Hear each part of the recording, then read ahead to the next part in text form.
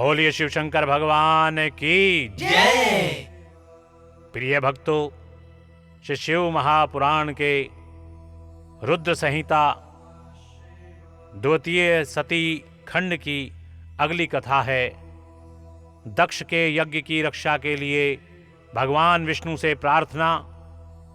भगवान विष्णु का शिव द्रोह जनित संकट को टालने में अपनी असमर्थता बताते हुए दक्ष को समझाना तथा सेना सहित वीरभद्र का आगमन। तो आइए भक्तों, आरंभ करते हैं कथा के साथ 35वें अध्याय को। दक्ष बोले, हे देव, हे देव, हरे, हे विष्णु, दीन बंधु, कृपा निधे, आपको मेरी और मेरे यज्ञ की रक्षा करनी चाहिए। हे प्रभु, आप ही यज्ञ के रक्षक हैं। यज्ञ ही आपका कर्म है और आप यज्ञ स्वरूप हैं। आपको ऐसी कृपा करनी चाहिए जिससे यज्ञ का विनाश ना हो। ब्रह्मा जी कहते हैं, हे मुनिवर, इस तरह अनेक प्रकार से सादर प्रार्थना करके दक्ष भगवान श्री हरि के चरणों में गिर पड़े। उनका चित्त भय से व्याकुल हो रहा था। तब जिनके मन में घबराहट आ गई थी, उन प्रजापति दक्ष को उठाकर और उनकी पूर्वोक्त बात सुनकर भगवान विष्णु ने देवादिदेव शिव का स्मरण किया। अपने प्रभु एवं महान ऐश्वर्य से युक्त परमेश्वर शिव का स्मरण करके शिव तत्व के ज्ञाता श्री हरि दक्ष को समझाते हुए बोले। श्री हरि ने कहा, हे दक्ष, मैं तुमसे तत्व की बात बता रहा हूं। तुम मेरी बात ध्यान देकर सुनो। मेरा यह वचन तुम्हारे लिए सर्वथा हितकर तथा महामंत्र के समान सुखदायक होगा। हे दक्ष, तुम्हें तत्व का ज्ञान नहीं है, इसलिए तुमने सबके अधिपति परमात्मा शंकर की अवहेलना की है। ईश्वर की अवहेलना से सारा कार्य सर्वथा निष्फल हो जाता है। केवल इतना ही नहीं, पग पग पर विपत्ति भी आती हैं। जहां अपूज्य पुरुषों की पूजा होती है और पूजनीय पुरुष की पूजा नहीं होती है, वहां दरिद्रता, मृत्यु तथा भय, ये तीन संकट अवश्य प्राप्त होते हैं। ईश्वरावज्ञया सर्वं कार्यं भवति सर्वथा, विफलं केवलं नैव विपत्तिश्च पदे पदे। अपूज्या यत्र पूज्यन्ते, पूजनीयो न पूज्यते। त्रीणि तत्र भविष्यन्ति, दारिद्र्यं मरणं भयम्। इसलिए संपूर्ण प्रयत्न से तुम्हें भगवान वृषभध्वज का सम्मान करना चाहिए। महेश्वर का अपमान करने से ही तुम्हारे ऊपर महान भय उपस्थित हुआ है। हम सब लोग प्रभु होते हुए भी आज तुम्हारी दुर्नीति के कारण जो संकट आया है, उसे टालने में समर्थ नहीं हैं। यह मैं तुमसे सच्ची बात कह रहा हूं। ब्रह्मा जी कहते हैं, हे नारद, भगवान विष्णु का यह वचन सुनकर दक्ष चिंता में डूब गए। उनके चेहरे का रंग उड़ गया और वे चुपचाप पृथ्वी पर खड़े रह गए। इसी समय भगवान रुद्र के भेजे हुए गणनायक वीरभद्र अपनी सेना के साथ यज्ञ स्थल में जा पहुंचे। वे सब के सब बड़े शूरवीर, निर्भय तथा रुद्र के समान ही पराक्रमी थे। भगवान शंकर की आज्ञा से आए हुए उन गणों की गणना असंभव थी। वे वीर शिरोमणि रुद्र सैनिक जोर जोर से सिंहनाद करने लगे। उनके उस महानाद से तीनों लोक गूंज उठे। आकाश धूल से ढक गया और दिशाएं अंधकार से आवृत हो गई। सातों दीपों से युक्त पृथ्वी अत्यंत भय से व्याकुल हो पर्वत, वन और काननों सहित कांपने लगी तथा संपूर्ण समुद्रों में ज्वार आ गया। इस प्रकार समस्त लोकों का विनाश करने में समर्थ उस विशाल सेना को देखकर समस्त देवता आदि चकित हो गए। सेना के उद्योग को देख दक्ष के मुंह से खून निकल आया। वे अपनी स्त्री को साथ ले भगवान विष्णु के चरणों में दंड की भांति गिर गए और इस प्रकार बोले। दक्ष ने कहा,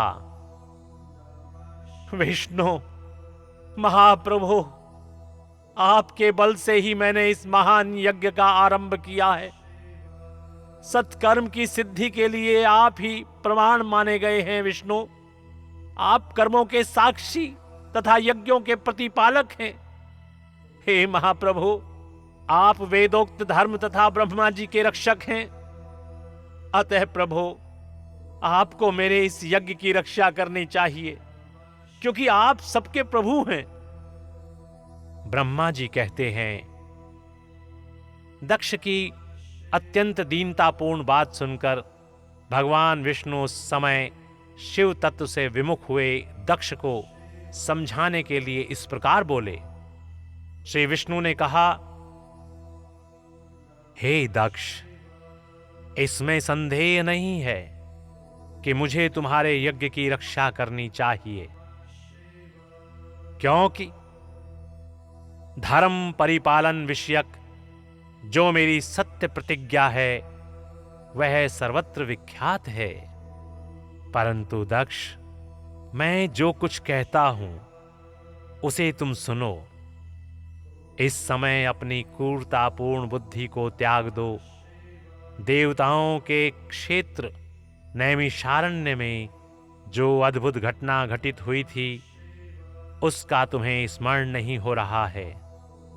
क्या तुम अपनी कुबुद्धि के कारण उसे भूल गए? यहां कौन भगवान रुद्र के कोप से तुम्हारी रक्षा करने में समर्थ है? हे दक्ष, तुम्हारी रक्षा किसको अभिमत नहीं है, परंतु जो तुम्हारी रक्षा करने को उद्धत होता है वह अपनी दुर्बुद्धि का ही परिचय देता है। दुर्मते, क्या कर्म है और क्या अकर्म, इसे तुम नहीं समझ पा रहे हो। केवल कर्म ही कभी कुछ करने में समर्थ नहीं हो सकता। इसके सहयोग से कर्म में कुछ करने की सामर्थ्य आती है। उसी को तुम स्वयं समझो। भगवान शिव के बिना दूसरा कोई कर्म में कल्याण करने की शक्ति देने वाला नहीं है। जो शांत हो ईश्वर में मन लगाकर उनकी भक्ति पूर्वक कार्य करता है, उसी को भगवान शिव तत्काल उस कर्म का फल देते हैं। जो मनुष्य केवल ज्ञान का सहारा ले अनीश्वरवादी हो जाते या ईश्वर को नहीं मानते हैं, वे सतकोटि कल्पों तक नरक में ही पड़े रहते हैं। केवलम ज्ञानमाश्रित्य निरीश्वर परा नरः निर्यं ते च गच्छन्ति कल्पकोटिशतानि च। फिर वे कर्म पाश में बंधे हुए जीव प्रत्येक जन्म में नरकों की यातना भोगते हैं, क्योंकि वे केवल सकाम कर्म के ही स्वरूप का आश्रय लेने वाले होते हैं। ये शत्रु मर्दन वीरभद्र जो यज्ञशाला के आंगन में आ पहुंचे हैं, भगवान रुद्र की क्रोधाग्नि से प्रकट हुए हैं। इस समय समस्त रुद्रगणों के नायक ये ही हैं। ये हम लोगों के विनाश के लिए आए हैं, इसमें संशय नहीं है। कोई भी कार्य क्यों ना हो, वस्तुतः इनके लिए कुछ भी अशक्य है ही नहीं। ये महान सामर्थ्यशाली वीरभद्र सब देवताओं को अवश्य जलाकर ही शांत होंगे, इसमें संशय नहीं जान पड़ता।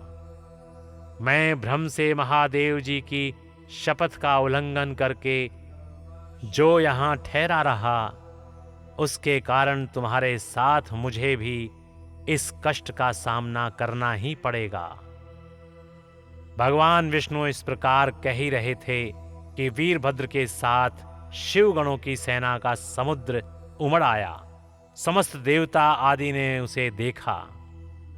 बोलिए शिव शंकर भगवान की जय।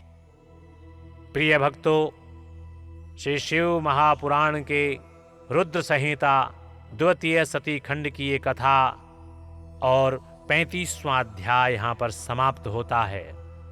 बोलिए शिव शंकर भगवान की जय। ओम नमः शिवाय। ओम नमः शिवाय। ओम नमः शिवाय।